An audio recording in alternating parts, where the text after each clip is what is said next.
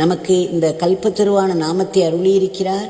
இதனால் நமக்கு இந்த உலக வாழ்க்கைக்கு தேவையானதும் கிடைக்கிறது. அதே சமயம் நம்முடைய உள்ளம் தூய்மையாகிறது. ஆக இந்த நாமத்தை நாம் பற்றி கொள்ள வேண்டும்.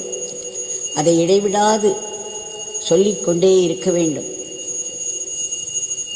இந்த நாமத்தை சொல்வதற்கிடையில் வேறொன்றையும் செய்ய வேண்டும்.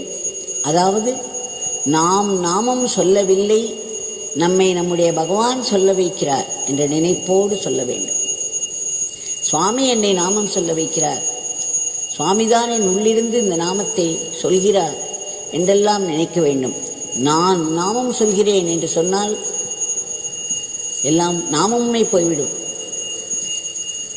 ஆனால் பகவான் என்னை நாமம் சொல்ல வைக்கிறார் என்று சொன்னால் நம்முடைய நான் போய்விடும்.